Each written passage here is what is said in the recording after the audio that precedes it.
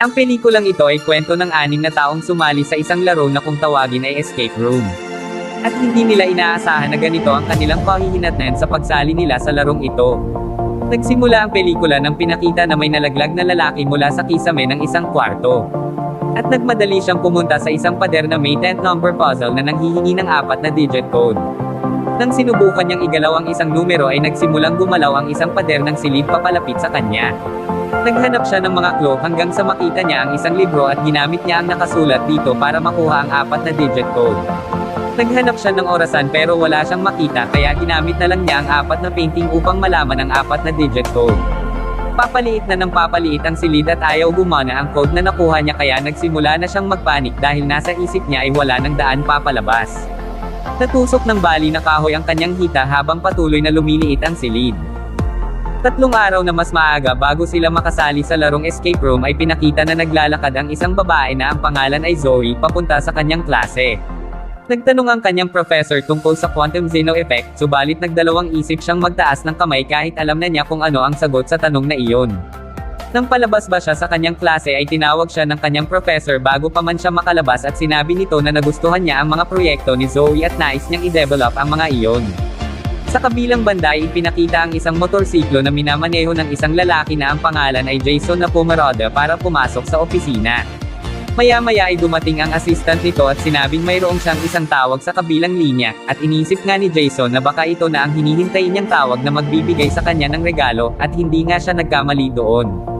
Samantala isang lalaki naman na ang pangalan ay Ben, ay ipinakitang naglalagay ng tag sa mga produkto, at ilang sandali pa nga ay dumating na ang boss niya at sinubukan niyang magtanong kung maaari ba siyang ilipat sa ibang posisyon ng trabaho, pero hindi ito pumayag at sinabihan pa siya na dapat nitong itigil ang kanyang pag-iinom at subukan na makihalubilo sa iba at maghanap ng mga kaibigan.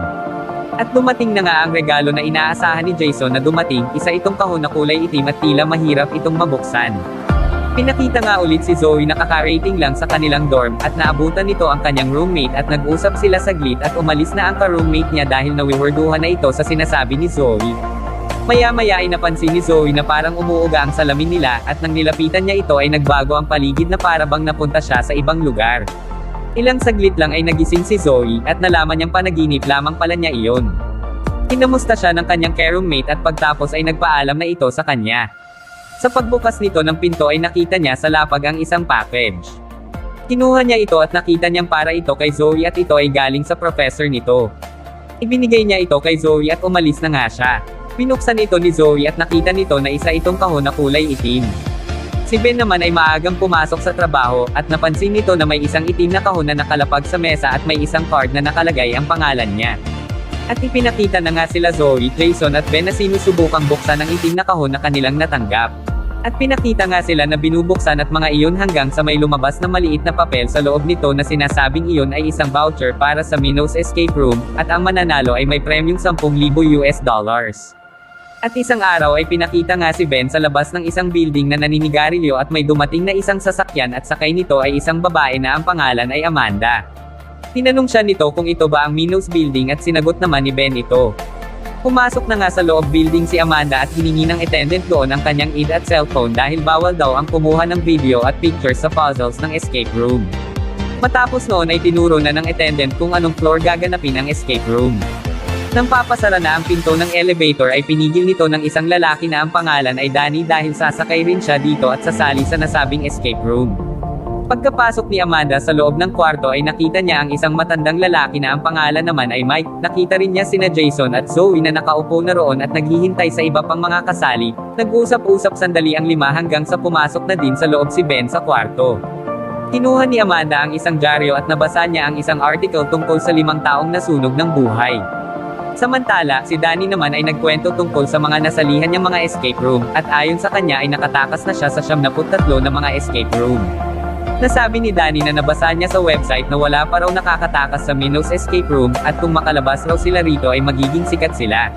Maya-maya ay sinabi din nito na magsisimula daw ang escape room kapag dumating na ang Game Master at ikwekwento ang istorya at doon na magsisimula ang timer. Naisipan ni Ben na magsigarilyo muna sa labas habang hindi pa nagsisimula ang laro, subalit ng kanyang buksan ang pinto ay natanggal ang handle nito at sa nakita niya na mayroon itong lock. Lumapit si Mike upang tumulong at maya-maya ay nagsalita na nga si Danny at tila tuwang-tuwa na sinabing nasa loob na nga sila ng escape room. Sinabi nga ni Danny na kailangan nila maghanap sa loob ng kwarto ng kahit anong pwedeng maging clue na maaaring makatulong sa kanila para malaman kung ano ang pin sa combination lock. Doon ay nagsimula na nga silang maghalughog sa kung ano-anong bagay na nandoon. Nakakita si Zoe ng isang mug na may print na airplane at ilang sandali lamang ay napansin ni Amanda ang mga magazine na naka-address sa iisang tao, si Dr. Wooten Yu. At sinundan nga nito nang makakita ng screwdriver si Mike na nakatago sa loob ng isang libro. Nakita ni Zoe ang cover ng librong hawak ni Mike at naisip na baka ang Fahrenheit 451 ang sagot sa lock na iyon. Maya-maya ay napansin nilang biglang namula ang kisame ng kwarto at nakaramdam sila ng init. Sinubukan nilang ibalik ang combination lock sa 0 pero hindi na nila ito mag-alaw. At doon ay sinabi ni Danny na kapag di na nila alam ang gagawin ay maaari silang manghingi ng hint. At nagmadaling pumunta si Amanda sa reception desk pero inulit lang nito ang sinabi ng sinubukan niya itong kausapin nung pagkapasok niya, at napansin naman ni Zoe iyon. Naisip nilang buksan ang lock papunta sa reception desk ngunit naisuggest ni Ben na sirain na lang ito, kaya kinuha niya ang nakita niyang fire extinguisher, ngunit napag-alaman niyang plastic lamang ito. Matapos nun ay hinagis niya ito sa sahig at biglang nag-iba ng kulay ang mga poste ng kwarto at nakapagpadagdag ito ng init sa loob. Sinubukan ni Zoe na hilain ang pin ng fire extinguisher at napag-alaman niyang susi ito, at ginamit nila ito upang buksan ang reception desk. Laking gulat nila na makita nila na isang manekan lamang ang nasa loob nito. Maya-maya ay biglang tumunog ang telepono na naroon. Sinagot ito ni Jason at sinabi na kailangan nilang sumunod sa rules. At nang ibaba na niya ang telepono ay biglang nagsara ang mga bintana at nadagdagan ang heating device, dahilan upang mag-init lalo sa loob ng kwarto. Kumuha ng tubig si Zoe upang ibigay ito kay Amanda. Habang nagpapanik ang lahat ay patuloy pa rin silang naghahanap ng mga clue hanggang sa may makita si Zoe tungkol sa coasters. Sinubukan niyang pindutin ito, at mayroong isang painting na dahan-daang umangat at sa likod nito ay ang exit sa kwartong yun. Maliit lang ang butas kaya kinailangan nilang pindutin ang 6 na coasters ng sabay-sabay para magbukas ito ng tuluyan. Naunang pumasok sa exit si Jason at nakita nito ang daan palabas pero kailangan nito ng screwdriver para mabuksan. Kaya sunod na pumunta si Mike at pumalit si Amanda sa pwesto nito. Sunod ay pinapasok na nila si Amanda, at ilang saglit lang ay nakaisip si Zoe ng iba pang paraan para mapindot ang mga coasters. Pinuno niya ang baso ng tubig at nilagay ito sa coaster, at gumana naman ito. Samantala, si Amanda naman ay nagpanik bigla ng kanyang maalala ang kanyang nakaraan nung siya ay nasa Afghanistan pa. Narinig ni Zoe ang sigaw ni Amanda kaya napagpasyahan ng tatlo na sumunod na ito kay Amanda. Pagkapasok ni Zoe sa exit ay nagmadali si Danny at Ben na punuin ang mga baso hanggang sa kulangin ang isang baso dahil sa uminom dito si Amanda kanina. Maya-maya ay may lumabas na burner sa gitna ng kisame. Naisip ni Ben na ibuhos na lang dito ang natitira niyang alak, na puno iyon at nagbukas na ang exit. Nakalabas sila ilang segundo lamang bago masunog ang buong kwarto. Pagkalabas nila sa unang kwarto ay nakakaramdam pa rin si Danny ng excitement, sa pag-aakala niyang safe pa rin ang escape room na kanilang nilalaro, pero ang nasa isip ni Amanda na hindi na ito safe kaya naisipan na niyang lumabas. Nakakita ng isang lock si Jason, samantala naman si Jason at Zoe ay naghahanap na ng clue para mabuksan ang unang lock, at maya-maya ay nakita ni Jason ang susi para sa lock nito. Pagkabukas ay may isa pang lock ang nakita ni Jason, at kinakailangan nito ng 7-letter word para mabuksan. Sinubukan nila ang kung ano-anong word para mabuksan ito. Nakita ni Ben ang mga bungo ng hayop sa pader, nagkaroon siya ng flashback noong siya ay nag-drive ng lasing kasama ang kanyang mga kaibigan at kumakanta ng Rudolph the Red-Nosed Reindeer. Sinabihan niya sila Jason na i-3 ang salitang Rudolph, at nagbukas naman ito. Nagsimula na silang maglakad papalabas ng kwarto, biglang nag-lock ang pinto ng kwarto. Ang sunod na room ay mukhang nasa labas sila at napakalamig. Sinubukan ni Danny na maglakad-lakad hanggang sa bumangga siya sa pader nito na isa lang palang malaking screen monitor. Maya-maya ay nagbuga na ng malamig na hangin ang mga vents dito, kaya nagsimula na silang maghanap ng mga clues. Nahanap ni Jason ang pinto papalabas, samantalang si Zoe naman ay may nabasang "True North is a lie". Maya-maya ay nakakita si Mike ng isang fishing rod sa taas ng puno at si Ben naman ay sinusubukang manigarilyo. Si Amanda naman ay nakakita ng isang jacket at naisipan nito na dapat silang magsalit-salitan sa paggamit nito. Sa kabilang banda ay nahulog ang isang paa ni Ben sa isang fishing hole. Naisip ni Danny na maaaring mayroong clue sa ilalim nito at maya-maya ay dumating na si Mike dala ang nakita niyang fishing rod. Habang sinusubukan nila na mamamangwit, si Zoe ay nakakakita ng compass sa loob ng jacket. Sinundan niya ang north pero naalala niya ang nabasa niya kanina kaya pumunta siya sa ibang daan. Nakakita ng magnet si Zoe sa loob ng bunganga ng isang bear. Nilagay ni Zoe ang magnet sa dulo ng fishing rod at nagsimula na ulit silang mamamwi. Sinabihan ni Jason si Zoe na tapos na ang oras nito sa coat at siya naman ang gagamit. Maya-maya ay may nakuha na sila sa pamimangwit, isa itong cube ng yelo at sa gitna nito ay mayroong isang susi. Hiningi nila ang lighter ni Ben para gamitin para matuno ang yelo, at hinagis naman ito ni Ben. Lumapit si Danny para kunin ito, maya-maya ay biglang nabitak ang yelong kinatatayuan ni Danny at nalaglag siya sa tubig. Nakita ng iba ang nangyari at nagmamadali silang hanapin si Danny at basagin ang yelo, pero dinagtagal ay di na nila makita si Danny at ito ay nalunod na. Pinigay ni Jason ang jacket kay Amanda at sabay sinabi na totoo nga ang larong ito. Iniisip ng mga natira doon na baka si Ben ang game master, nag-away-away sila at nagsalita si Jason, na dapat itigil nila ito at ang importante sa ngayon ay ang makaligtas sila. Naiisip ni Jason na dapat nilang gamitin ang kanilang body heat para matuno ang yelo at makuha ang susi. Patuloy na bumababa ang temperatura sa loob ng kwarto, maya-maya ay biglang nag-flashback si Jason noong na-stranded siya at ang kaibigan niya nasuot ang jacket na nakita ni Amanda. Biglang napahiga si Mike at nabitawan niya ang pagkakahawak niya sa bloke ng yelo. Tinugot ni Jason ang susi sa yelo at nagmamadaling hanapin ang pintuan palabas. Nang sinubukan nila itong buksan ay may bumukas na pinto sa likuran nila at nagsimula na din mabasag ang mga yelo sa sahig. At sa huling segundo ay nakaligtas ang 5 sa silid na iyon. Ang sunod na silid ay isang bar na kung saan ang lahat ay nakabaliktad. Maya-maya ay naramdaman nila na ito ay umaandar pataas, at nang ito ay huminto ay biglang nagring ang isang telepono. Lumapit si Mike at kinuha ang telepono, at biglang may malakas na tunog silang narinig at nagsimulang magkaroon ng music sa loob ng kwarto.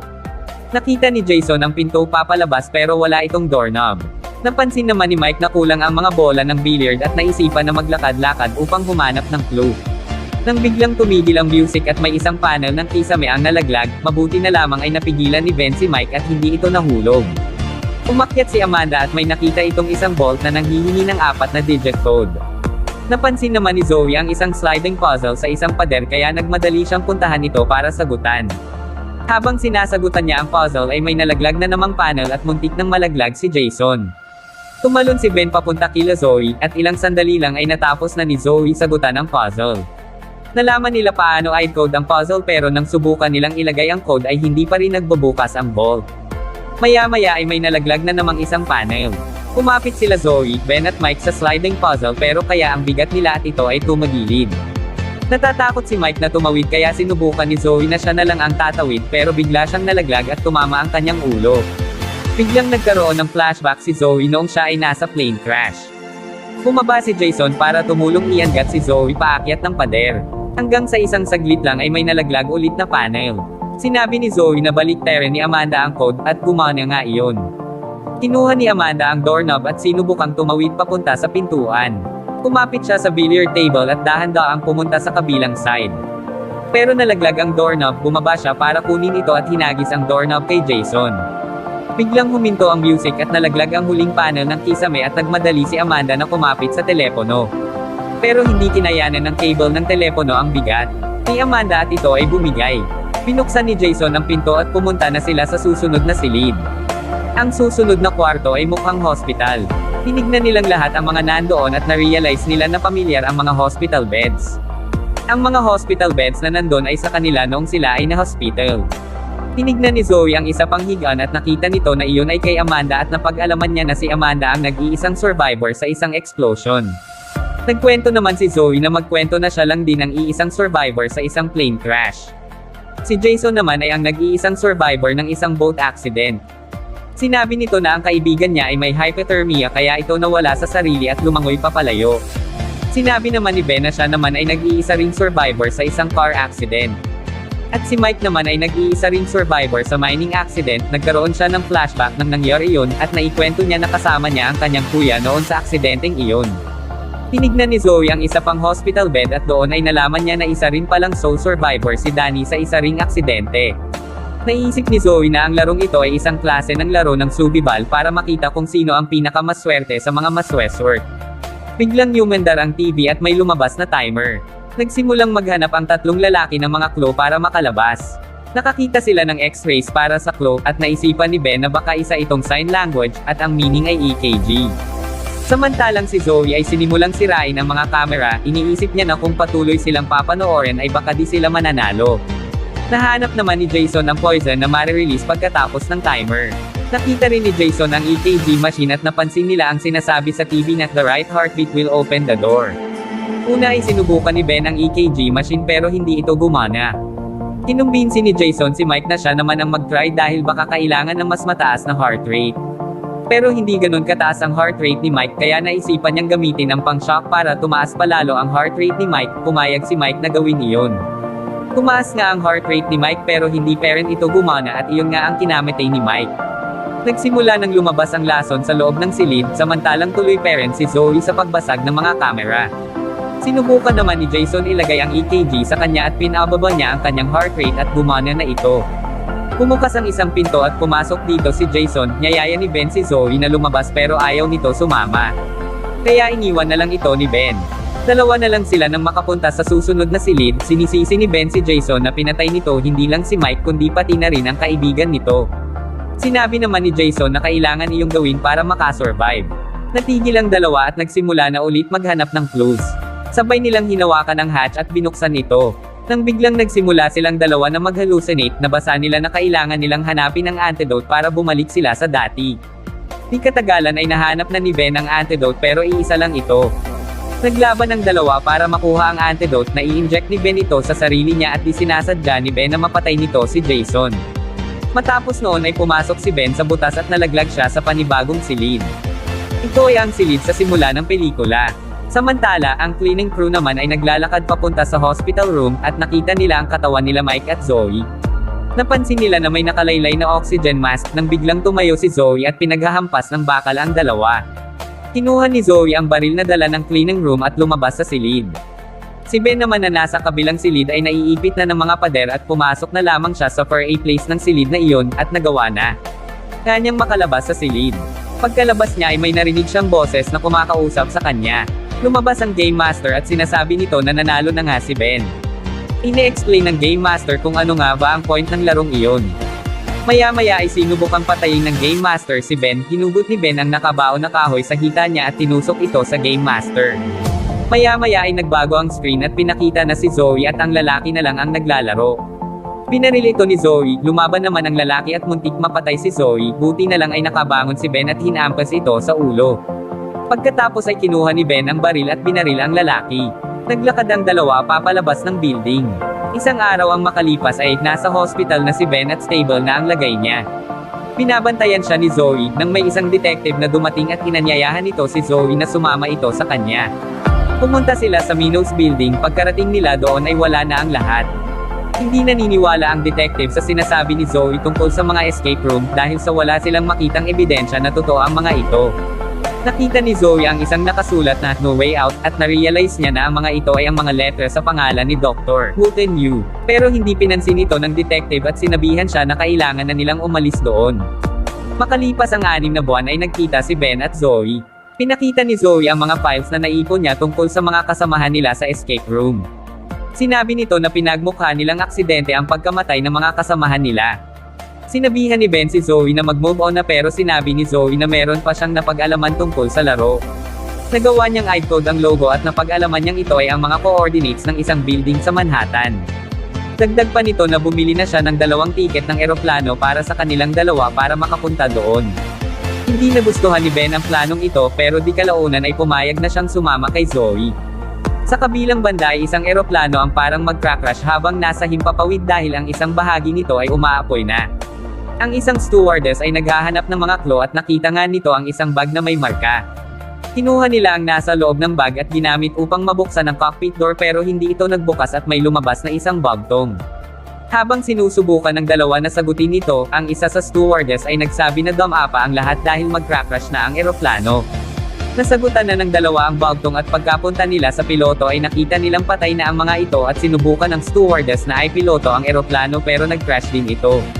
Nang biglang may 2 tao na lumabas at naging obvious na simulation lang ang plane accident. May isang boses na nagsasabi sa isa sa tao sa simulation na nakuha nila ang detalye ng ticket nila Ben at Zoe, at magtutuloy pa rin ang laro.